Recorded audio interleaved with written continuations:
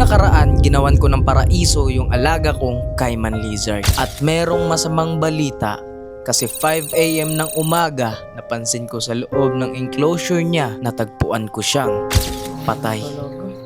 Ang laki niya no.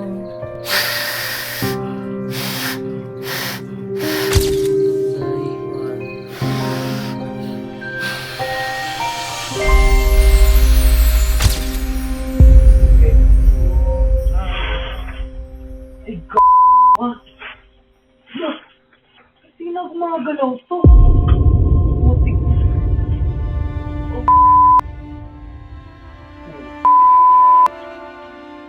Hindi na gumagalaw. Hindi na nalunod to. Diyan. Hindi na gumagalaw. Sobrang normal ang nangyari sa kanya. Oh my God, bad news mga kaibigan. Ewan ko ano nangyari dito. As in, sobrang ano lang, ngayon umaga siya. Kasi hindi pa kami natulog, bubuksan ko sana yung UVB nila. Lahat, tapos nakikita ko siya dito sa side. Oh. Ganito lang siya bigla oh. Sobrang normal ang nangyari sa kanya. Lumaki pa naman siya, no? Ano nangyari dito? Wala siyang sugat pa? Wala, kasi sobrang healthy niya. Mataba Hindi pa din naman. siya mukhang stress ang tabahan niya. At sa mga oras na to, sinubukan ko talaga siyang i-revive as much as possible. Ginagawa ko ng lahat para mabuhay lang siya. Sinubukan ko siyang i-CPR. Hinahanginan ko na yung bibig, pero wala na talaga. As in, deads na talaga ang alaga kong Cayman Lizard at wala na akong magagawa kundi tanggapin kung ano ang nangyari. So ngayon mga kaibigan, next day na, nakakalungkot talaga siya. Kasi every morning talaga, ang routine ko talaga, nagde-defrost ako ng shrimp. Tapos eto, papakainin ko si Cayman. Ayun, wala na. Sayang guys.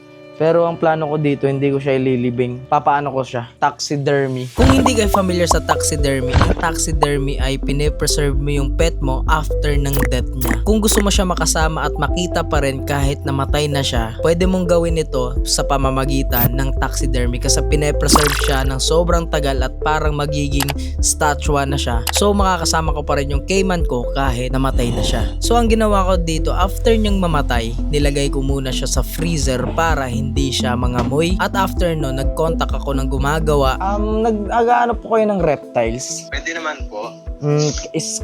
Yung reptile ko is Cayman Lizard. Lizard po. Apo. Apo, pwede naman. At pinadala ko na agad sa kanila para ma-process na siya sa pagpe-preserve niya. Paalam kaibigan.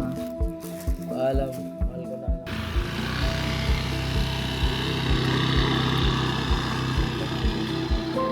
Bakit? Ayan o.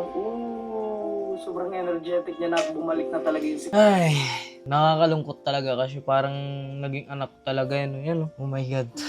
Kaya dito ko tinabay ko talaga yung table ko kasi syempre para makikita ko talaga siya, as in beside ko talaga siya na makikita ko siya na anong ginagawa niya, na may maintain ko yung behavior niya. Yun yung nangyari. So wala, nakakalungkot talaga siya. Parang alam niya yung nawawalan kayo ng aso. Ganun talaga yung naramdaman ko kasi wala, hilig ko talaga yung reptiles. Parang yun, parang nawalan ako ng alagang aso. Parang ganun siya.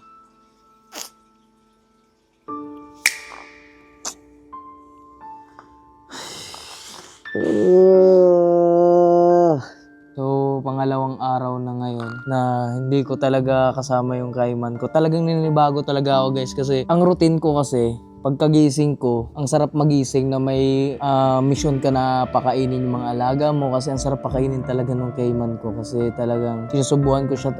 Ang lakas niya na kasi kumain kasi compare nung nagkasakit siya, ang hirap niya pakainin tapos nung gumaling siya, biglang namatay. So, hindi ko alam kung ano yung mga rason kung bakit talaga napuruhan siya. No? Na lang ako, nagtitingin-tingin na lang ako ng mga Cayman Lizard sa TikTok na napakaganda yun.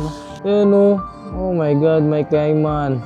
Oh, tas dumaan pa yung yung TikTok. Yan, no?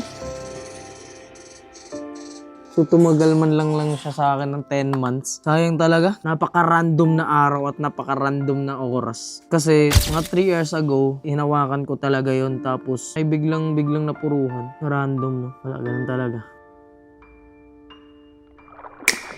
Day 3 na nung pagkamatay ng Cayman Lizard ko, guys. still hindi pa rin ako makamove on kasi hindi lang dahil sa mahal yung alaga ko na yun. Siyempre yung pinagsamahan namin. Tapos nag-research ako yung very common ng death nila. Yung improper diet, hindi kasi puro naman shrimp. Incorrect temperature, so possible siya kasi nung kinignan nila Rod at ni Jan yung temperature ng tubig, sobrang lamig talaga as in para daw may ice. Kasi sobrang naging biglaan yung paglamig dito sa Tagaytay nung time na yun. So, nabigla din talaga siya no, sa lamig ng tubig siguro. Ang duda ko lang naman dun is yung water temperature talaga, yun yung pinaka main point ko talaga kasi sobrang maselan sila regarding sa temperature, humidity, no. So yun, nakakalungkot talaga siya na bigla-bigla lang siya, no. Day 4 ng pagkamatay ng Cayman ko, hindi pa rin ako makamove on. Ang hirap, legit. Woo!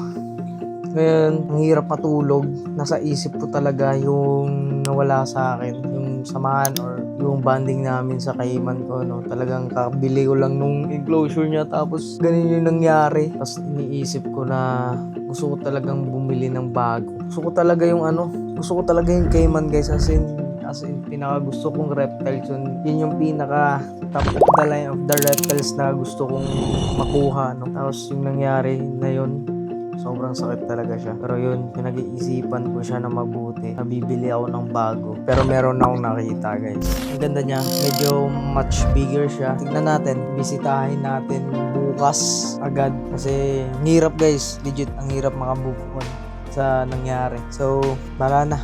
Bisitahin na lang natin bukas. Guys, ngayon, nag-check tayo ng reptiles niya. Ito, tignan nyo. Pakita ko sa inyo. Black Dragon.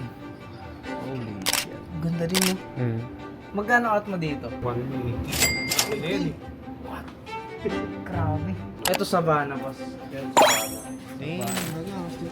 Nagtitingin-tingin muna ako ng mga ibang reptiles dito kasi sobrang ganda ng mga alaga niya at pinakita niya na rin yung 3 Cayman niya na available at pinakita niya yung pinakamalaki, as in ang ganda din talaga ng malaki, mas mabait, mas mabilis hawakan at eto talaga ang kumuha ng attention ko, yung pinakamaliit na Cayman niya kasi mas dito ko nakikita yung dating attitude ng Cayman Lizard ko, medyo aggressive, hirap hawakan, sobrang maldito. Nahirapan din talaga ako pumili dito kasi etong mas malaki, mas tame siya at mabilis hawakan at etong Cayman Lizard na maliit, dito ko mas nakikita yung attitude nung dati kong Cayman Lizard. Pero parang nai-love ako dito. Eto talaga ang nagustuhan ko sa kanilang 3. Okay mga kaibigan, eto na uwi na natin. Anong pangalan nito? Crocky.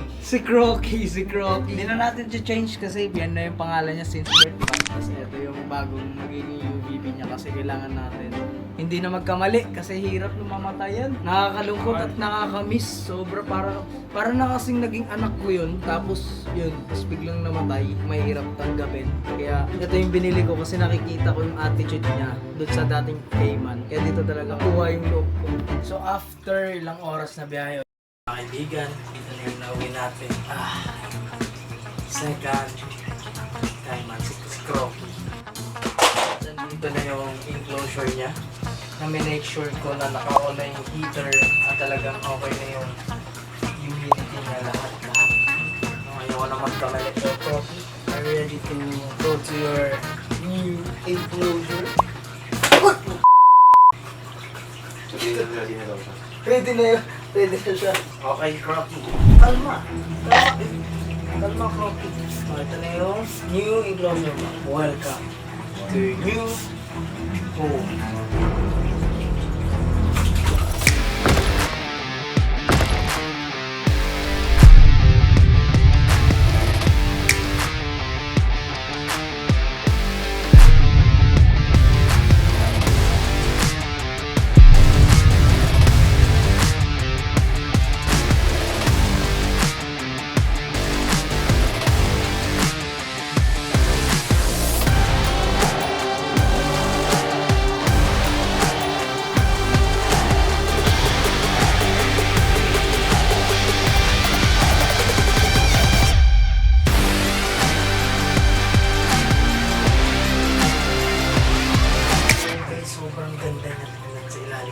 Action figure pag tinignan.